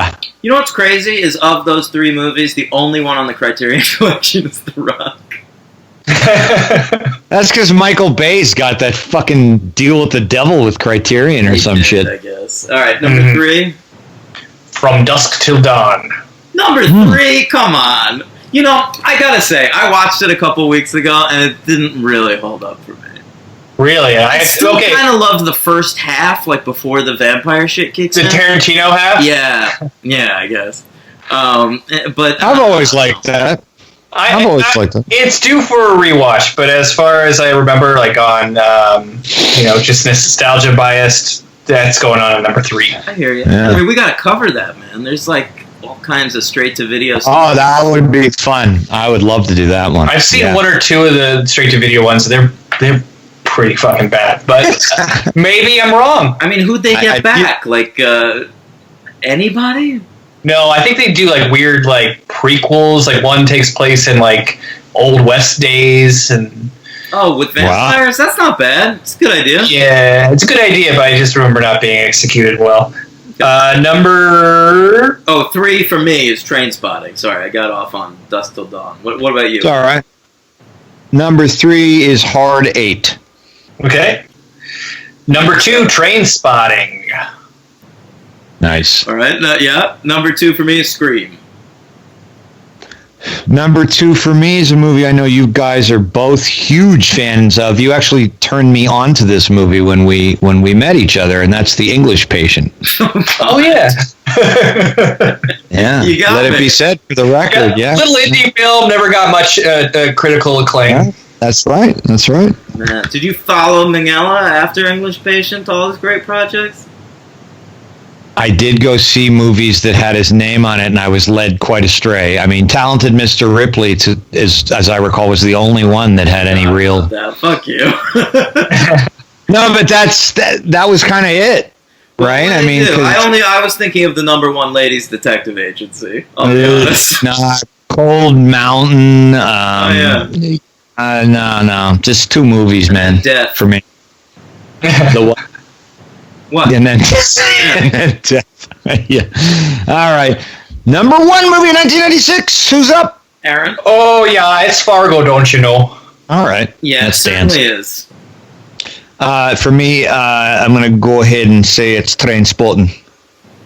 All right, this fucking movie. There's nothing here. It went back to no humor. Definitely went back to no humor. It's just so slow. I feel like if you cut out all the spaces between lines, it would be like 25 minutes.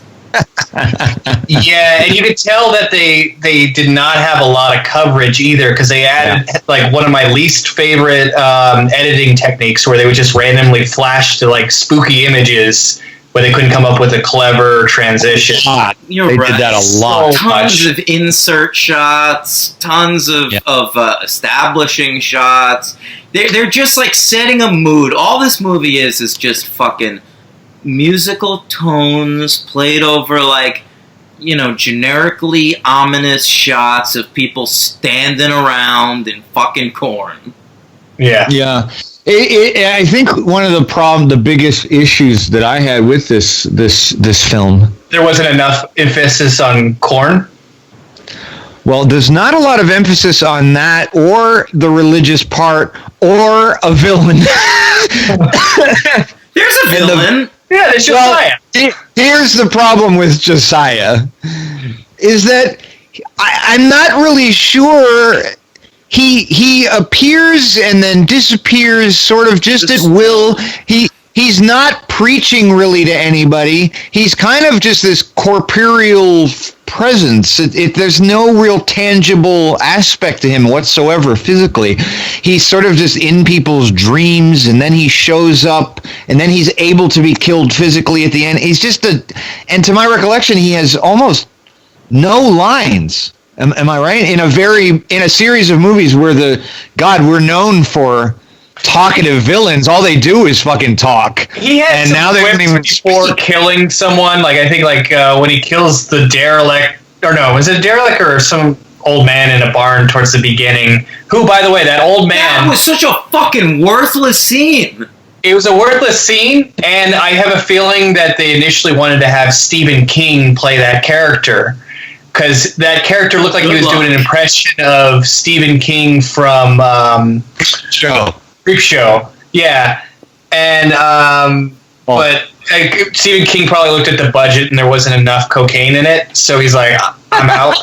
This is the mid-90s. Stephen King is like hot. He's got like tons of movies in development. The one he's cameo in is not Children of the Corn 4. Yeah. All right, there's just no way.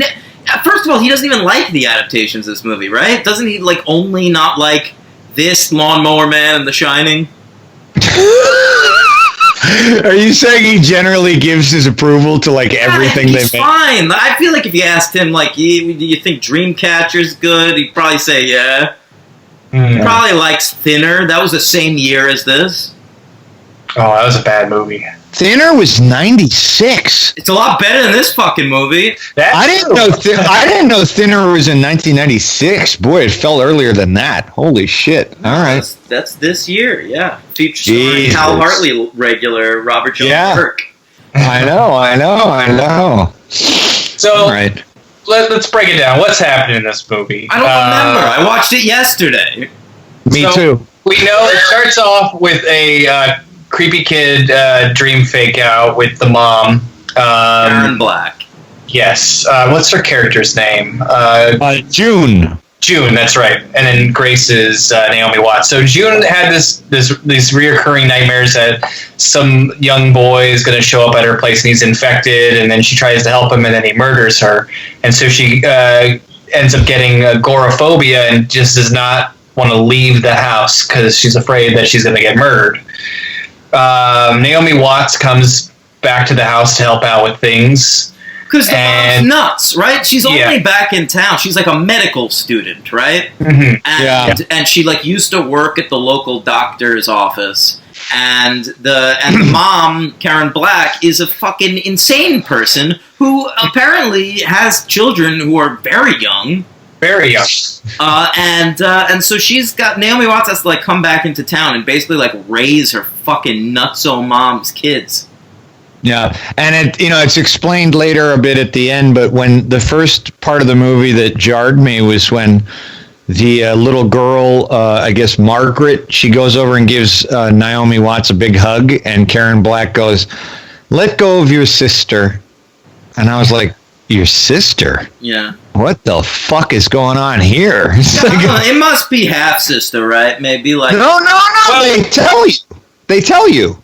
Margaret is Naomi Watts' daughter. So maybe no, I understand that, but like, I'm saying like probably Naomi Watts was with a different dude. I get the sense that maybe like Karen Black, like right after high school, had like Naomi Watts, and then like years later, like shacked up with some other dude and had these two other kids. No. No? No. So Naomi Watts is Karen Black's daughter. Yes. And Margaret is Naomi Watts' daughter. That's all there is to it. Oh, the Margaret is Naomi Watts. Oh, yes. This is established later on, right? Like yes, yeah. And I missed it completely until I read the synopsis on fucking Wikipedia, and it's just like, what? But what about the son? They say it. Son is still Karen Black's. So wait, son. Karen Black and Naomi Watts had like kids at the same time? Yeah. The boy's not particularly explained well. They don't give much explanation for the boy. I don't know who's been the villain in this movie. Yeah. When I said who that was, I didn't fucking know who that was. Holy shit. I couldn't believe what I was looking at. Do you know he was going to be in this or not? I knew he was going to be in this, but it didn't occur to me that he'd be so young. He's like a little boy in this movie. Didn't you say you knew some like trivia about this actor? Fuck trivia. This kid, Mark Salling, he was on Glee. He was like one of the main characters on Glee, which was like a huge show. You remember how big Glee was. Yeah. So this guy was like really famous. He was like the bad boy of the Glee Club. He had a mohawk. His name was Puck. All right? So he would like sing like rock songs sometimes and whatever. So he was on Glee for all these years, and then all of a sudden, out of the fucking blue, I don't know, maybe they were like bugging his phone or something. They found like child pornography on his computer, like just tons of it. And it's so weird to talk about now because we're talking about him in a movie where he is a child. Yeah. It's funny, it almost gives me a tiny corn of sympathy for him because, like, maybe he grew up weird. Who knows? Yeah. Maybe he got diddled on the set of a Children of the Corn movie or something. And so he like sexualizes children or something. But anyway, there's no excuse. He's a grown man at this point and had like tons of child porn on his computer. And then like a week later, after this was discovered, and he was like going to go to trial or whatever, he fucking killed himself. Yeah. So we were all psyched about that. Yeah, sure. Yeah. He took a stalk of corn, an ear, and hung himself with it around a radiator. Sort of did like a... Yeah. That's a strong ear, man. It must have come from that batch from the last movie. Yeah. It's a very strong strain of ear. Yeah. Right. Yeah, that's the kid in this movie. Fucking child master Mark Salling. I'm glad I asked. And of course, I'm glad you asked too. And of course, I had read that pre-movie because I was doing my superhero count. So I'm looking at this fucking guy and I'm like, oh no, this is that fucking guy. So then I had to watch the movie with that fucking hanging over me the entire time. I'm like looking at this kid every time. I don't want anybody else to be on the screen. The whole movie, I'm just like, I want only to see this kid to try and catch glimpses of his child pornography future. Trying to get some clues. Yeah, exactly. Oh, God. Yeah. Oh, man. Okay. All right. So, yeah, basically the kids, like, it's a timely subject with them dealing with a pandemic amongst the kids at the moment, Oh, yeah, you're right. Yeah, they're all bleeding from the face or whatever. Yeah. Thought of that too. They also didn't have enough testing sites in the movie. Yeah, so all the kids have cornovavirus. Oh, wait a minute. Did you guys read in the Wikipedia what they called the beast at the end of Children of Corn 3? What? No. Necromicorn. You mean Necronomicon? Yes, thank you. Is it that what it is? Necronomicon. From Evil Dead, right? Can't say the word. Yeah. Oh, yeah. It's obviously right, and I never said that right either. Yeah. And they had, obviously they were big fans of Evil Dead in the Children of the Corn 3, because when the vines start going out, like they have the whole Evil Dead vision. One of them goes up the lady's business, and just like in Evil Dead. This is how boring Children of the Corn 4 is. POV shots. Yeah. No, Children of the Corn 4 is so fucking boring, man. There's nothing speedy about this movie. Yeah. It is excluding credits, this movie is an hour and 19 minutes, and it felt interminable. Yeah. I couldn't wait for it to end. I honestly was like keeping up with the plot summary because I found it impossible to actually pay attention to. No, I agree. Like I watched the film, I was present, I was taking notes, but there were like I didn't know what happened at the end of it. Like I didn't understand anything that was going on. I had to read a synopsis and then rewatch a couple parts. Like I found myself fascinated more on the kills because usually at the very least I could like be excited about that. Here's my notes for 3. Look, full page. Here's my notes for 2. I took 2 for 4. My only notes, I wrote down the line, is Mama Crackpot, which I found very funny. And I wrote down, the black best friend didn't deserve to die, but good death. How did she die? Well, so this is going back to what I was going to say before. Like, the deaths are usually, like, one of my favorite things in horror films because it's, I'm a big fan of practical effects and trying to figure out how they did everything. So it's usually a little bit of artistic merit on some, schlock, and sometimes it's the most interesting part of the movies. But these death scenes were for one, I think most of them were done in post. Like, they did reshoots because I have a feeling Harvey Weinstein started watching the first one and he's all like, this shit is fucking too boring. Add more fucking deaths. Add more fucking tits. Probably but Bob, man. He was more the Dimension guy. Yeah. But did you ever see that horror movie they wrote? What was that? The Burning. Burning. I've heard of that. They wrote that? Slasher. Yeah, the Weinstein wrote that movie. I didn't know the Weinsteins wrote that. Wow, me neither. There's like 4 attempted rapes. Of course. It's actually a pretty good slasher movie. It's got Tom Savini doing special effects on that. In fact, I think he left Nightmare or Friday the 13th to work on The Burning. So yet again, at least the special effects. Alexander's in it. Jason B. Jason. No, I guess it's not technically Jason. So sorry, but going back to the death. So that I had to rewatch all of the death scenes that happened in the hospital over and over again because none of them made sense. Just the way they were, just spatial wise. So let's see here. They have some blood samples in the room with the friend. What's her fucking character name? I like her. She was good. Is that Sandra? Is her friend's name Sandra? Mary. Where do I have it? Marianne. So Marianne. Yes, Marianne. Right. She doesn't see the blood sample start to overflow and create a pool on the floor. So she walks into another room. Closes the door behind her. The puddle starts, like a person starts coming out of the puddle. She's in this other room. Then these, through telekinesis, some syringes start flying off a desk and pin her to the door.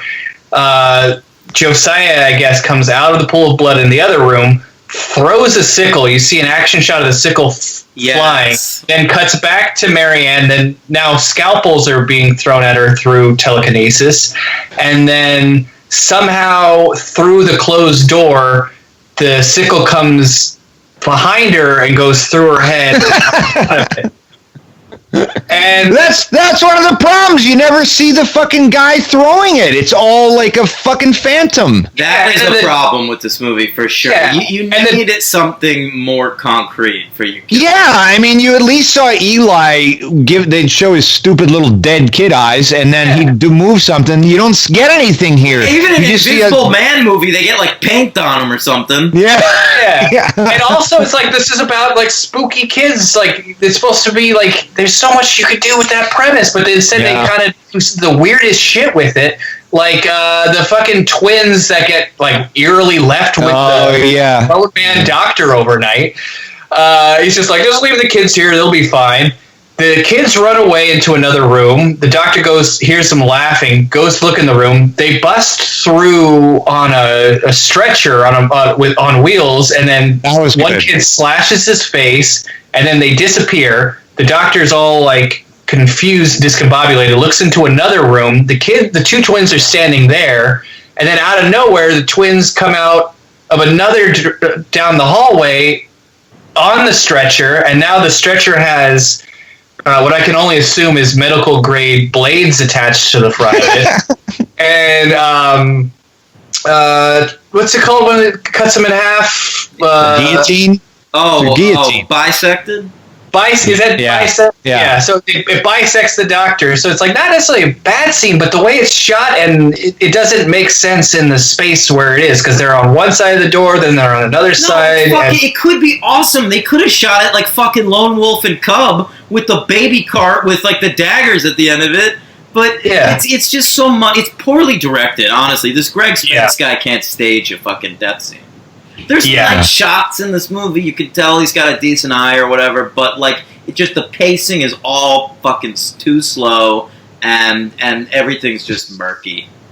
Yeah, the jump cuts that are fucking awful. It's I agree about the pacing. That's another big problem along with the villain because I actually thought that the mood was.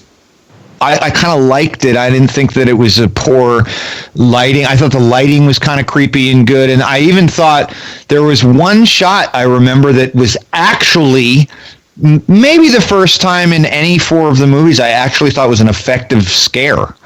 But they don't use it well. If it was better directed, when Naomi Watts goes upstairs in the house, one of the many times, she's looking and she looks and sees the kid standing over her daughter's bed. She sees Josiah standing over her daughter's bed, and then he kind of disappears. But then you see her look again, and it's him like walking by, but he's on like these two giant fucking malformed cornstalk legs. And it's very fucked up. It's very creepy, but like it's almost like a flash, like you barely see it, but it's like it's a possible good scare. It's a little bit squandered, but like, yeah, but.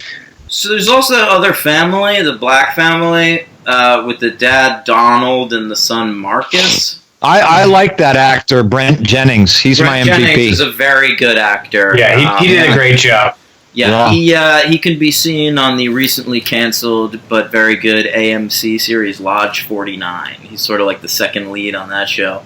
And, of course, the Season 2 premiere of Buffy, When She Was Bad, in which he plays the vampire Absalom, who is, part of a very iconic shot in Buffy history where he turns to dust and reveals Buffy behind him.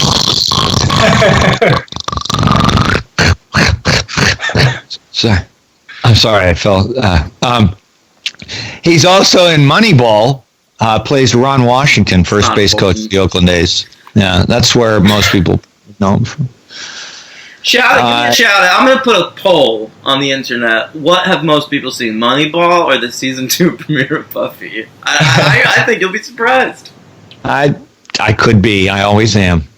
Right, Marcus, he's getting sort of like mesmerized by Josiah, and then like sort of an army of children show up at their house, and they freak out for a minute, and he goes missing, and then they go find him in a cornfield. Is that right?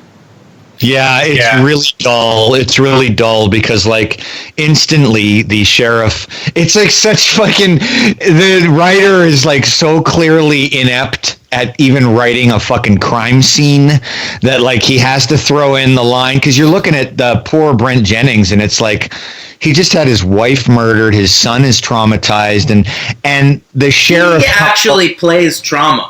By the way, Brent Jennings is actually trying to show you that he's affected by his absolutely, and absolutely, and so, but the sheriff comes in, and they have to throw a line in there to like, because as an audience member, this is so stupid that you would never, and it's not well written, so you're never led to believe for a second that Brent Jennings was the culprit. But the sheriff has to throw in this dime store cop psychology where he's like, you know, in most cases of murder in the household, the husband is always the first suspect. Like, what color was that police chief? What's that? What color was that police chief? Yeah, it was Daryl Gates, man. That's who it was. Yeah. Yeah, but of course, it's only the black guy he's obviously killed the wife. No, that's why I said it was Daryl Gates. Did you get my Daryl Gates reference? No? I don't know what that is. I don't know what that is. Guys, he was the chief of police in L.A. when O.J. was arrested. He features all over every O.J. product you'll ever see. Well, I've read everything about O.J. and seen everything about O.J. and I don't remember that guy. Daryl Gates. All right. Yeah. He's a piece of shit. I like Naked Gun. Hey, O.J. is pro keeping the lockdown going, so I'm pro O.J. right now. So, I mean, what happens? Nothing happens. Naomi Watts. Listen, the impulse is going to be give Naomi Watts or Karen Black the MVP because they are two top-notch actors who have been in some incredible films. I goddamn love Naomi Watts. Everything she's done with Lynch and in 21 Grams. I mean, she is a legitimate actress who I think deserves an Oscar at some point in her career. One of the greats, I would put. One of the greats. But boy, is she just... I mean, it's not her fault, but there's just nothing going on in this performance. No, it isn't. And I was trying to figure out, like, I don't know what you guys thought of this, but, like, did you guys think that, like, despite her not given anything to do, that she was I don't think she rises above the material. Yeah. I was struggling with that because I felt like if it was like my own sort of psychology working on it, like being like she's good in this, but it's like she's Me not too. really. I kept talking myself into giving her. She what? I said her accent's fine. I'll give her that. It's not bad. I only heard the Aussie once in the very beginning, but I've been in Nebraska all my life.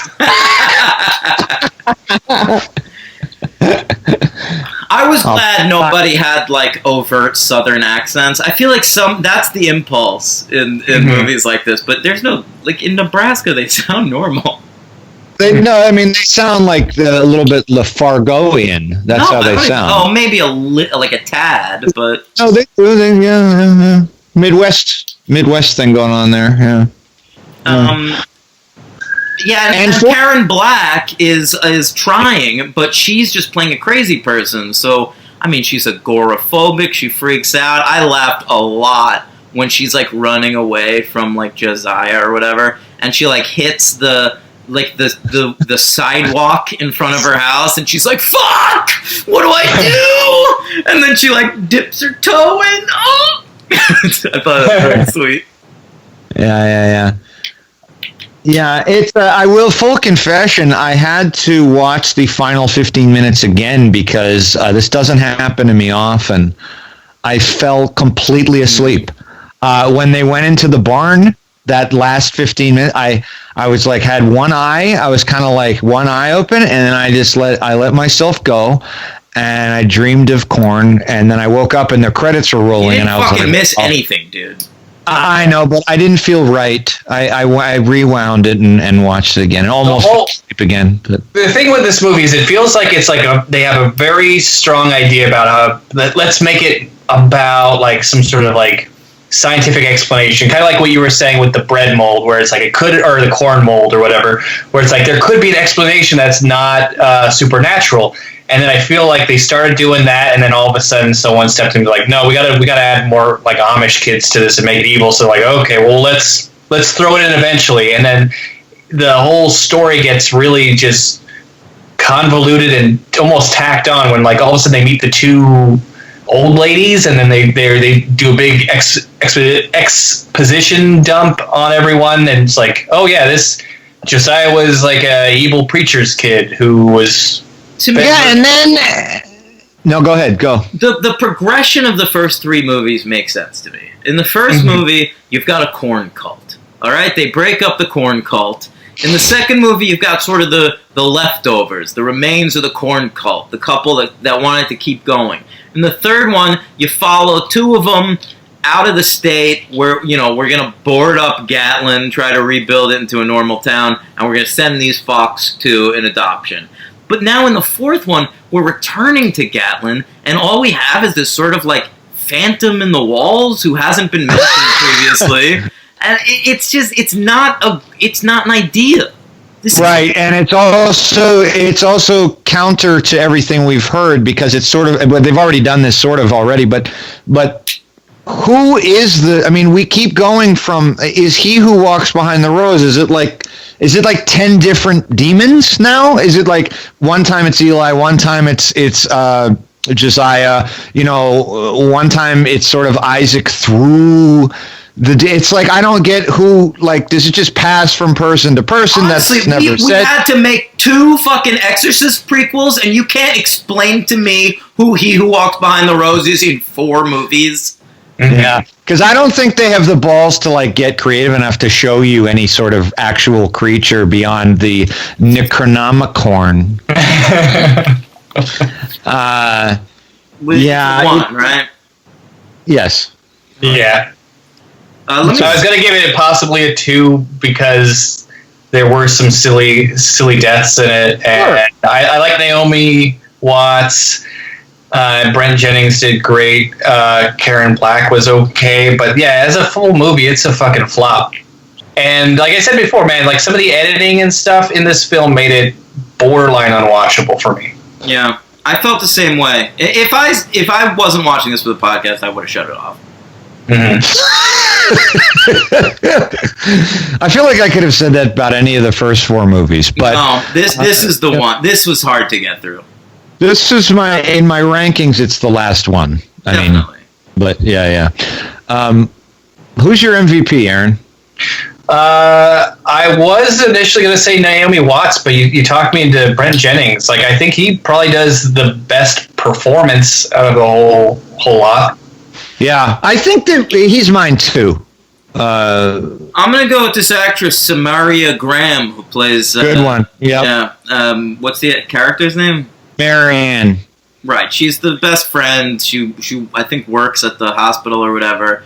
Yeah, she's very good. I thought she was genuinely funny. Like, I don't know. She had an energy, at least. Like, anytime she was on screen, I was paying attention. I agree. I liked her a lot. She's a good actress. She's also Martin Lawrence's wife in the movie Nothing to Lose with Tim Robbins. Yes, I saw that. That's a great movie. There's a spider on your head. Oh, I'm sorry. I don't know this street giant you're talking about. No, there's a motherfucking spider on your motherfucking head. The scene where Martin Lawrence takes Tim Robbins home to like hide out in his apartment, and she's mad at Martin Lawrence, but still like wanting to like present a good household to Tim Robbins. That's a good scene. Yeah, no, I will agree.